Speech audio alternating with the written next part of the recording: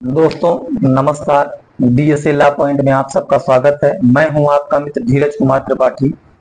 आज हम लोग भारतीय नागरिक सुरक्षा संहिता 2023 में न्यायिक मजिस्ट्रेटों के न्यायालय जिनका प्रावधान धारा 9 में किया गया है के विषय में जानते हैं कि इनकी स्थापना कैसे होती है तथा इनको जो शक्तियां दी जाती हैं वो किसके द्वारा प्रदान की जाती है। क्या किसी विशेष मामले के लिए किसी न्यायिक मजिस्ट्रेट के न्यायालय की स्थापना की जा सकती है तथा उनके पीठासीन अधिकारी जो होंगे उनकी नियुक्ति कौन से न्यायालय द्वारा की जाएगी। तो धारा 9 भारतीय नागरिक सुरक्षा संहिता इसके विषय में प्रावधान करती है कि प्रत्येक जिले में प्रथम वर्ग मजिस्ट्रेट या द्वितीय वर्ग मजिस्ट्रेट कि उतने न्यायालय जितने राज्य सरकार को बताना मतलब कि स्थापित करने की आवश्यकता है, उच्च न्यायालय के परामर्श के बाद उनमें उनको जो है अधिसूचना द्वारा स्थापित कर सकेगा तथा इसका अर्थ जो होता है वह यह है कि न्यायिक मजिस्ट्रेट जो होते हैं वो प्रथम वर्ग और द्वितीय वर्ग मजिस्ट्रेट दो तरीके के मजिस्ट्रेट होते हैं, जिनको कि हम लोग सामान्य तौर पर कचहरी में जो लोअर कोर्ट में मजिस्ट्रेट के न्यायालय के रूप में जानते हैं, इनके विषय में यह धारा कह रही है, जिसमें इसका सीधा सा मतलब यह है कि राज्य सरकार किसी भी जिले में प्रथम वर्ग मजिस्ट्रेट या द्वितीय वर्ग मजिस्ट्रेट के न्यायालय को स्थापित कर सकेगी उच्च न्यायालय के परामर्श के बाद। अब इन्हीं प्रथम वर्ग मजिस्ट्रेट में से किसी को उच्च न्यायालय मुख्य न्यायिक मजिस्ट्रेट की शक्तियां या उनको उस स्थान पर बैठा करके उनको मुख्य न्यायिक मजिस्ट्रेट की शक्तियां दे देता है। इसको हम आगे पढ़ेंगे, लेकिन यहाँ पर एक जो प्रावधान में परंतु जोड़ा गया है वह यह कहा गया है कि उच्च न्यायालय के परामर्श के बाद किसी स्थानीय क्षेत्र के लिए प्रथम वर्ग मजिस्ट्रेट या द्वितीय वर्ग मजिस्ट्रेट के एक या एक से अधिक न्यायालय को स्थापित कर सकेगी। कोई विशेष मामला जैसे है या कोई विशेष तरीके के अपराध हो गए उनके विचारण के लिए भी, या अन्य कोई ऐसा मामला है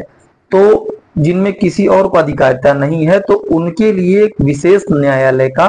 गठन कर सकेगी, जिनका की मतलब जिनको की विचारण करने के लिए उनको विशेष अधिकारिता दी जाएगी, तो एक विशेष न्यायालय स्थापित कर सकेगी।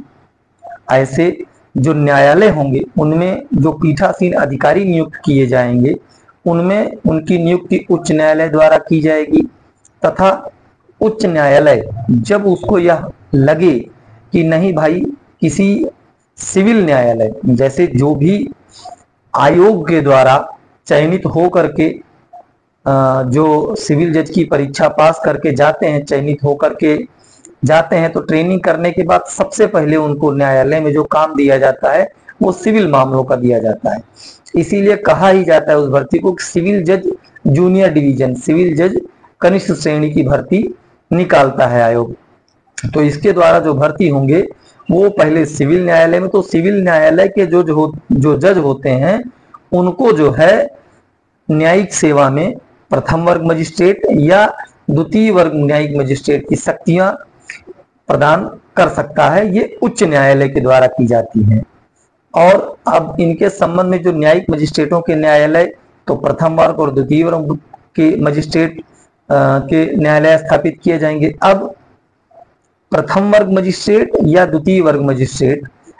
कितनी इनकी दंड देने की शक्ति होती है, इसके संबंध में प्रावधान भारतीय नागरिक सुरक्षा संहिता की धारा 23 की उपधारा 2 और 3 में बताया गया है। उपधारा 2 में प्रथम वर्ग न्यायिक मजिस्ट्रेट को दंडादेश देने की शक्तियों के विषय में प्रावधानित किया गया है, जिसमें यह कहा गया है कि प्रथम वर्ग न्यायिक मजिस्ट्रेट उन शक्तियों का अपने प्रयोग करते हुए 3 वर्ष तक का कारावास या 50,000 रुपए तक का जुर्माना या 3 वर्ष तक का कारावास या 50,000 रुपए का जुर्माना दोनों या सामुदायिक सेवा का दंडादेश किसी भी दोषसिद्ध व्यक्ति को दे सकता है। द्वितीय वर्ग न्यायिक मजिस्ट्रेट के जो दंड देने की शक्तियां हैं वह धारा 23 की उपधारा 3 में डिफाइन की गई हैं। उसमें यह कहा गया है कि कोई भी द्वितीय वर्ग मजिस्ट्रेट अपनी शक्तियों का प्रयोग करते हुए किसी दोष सिद्ध व्यक्ति को 1 वर्ष तक का कारावास तथा 10,000 रुपए का जुर्माना या दोनों तथा सामुदायिक सेवा के दंड से दंडित कर सकता है। तो दोस्तों, आज हम लोगों ने न्यायिक मजिस्ट्रेटों के न्यायालय का गठन कौन करेगा तथा उनको शक्तियां कहां से प्राप्त होंगी और वे किस तरीके का दंड दे सकते हैं,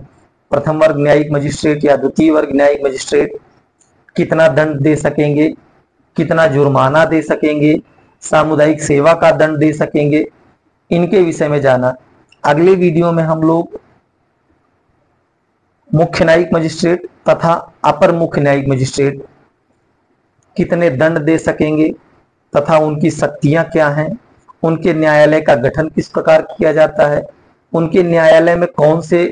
न्यायाधीश बैठते हैं, इनके विषय में जानेंगे। इसके लिए आप हमारा चैनल देखते रहें, DSL लॉ पॉइंट, जुड़े रहें विधिक ज्ञान के साथ। जय हिंद, जय भारत।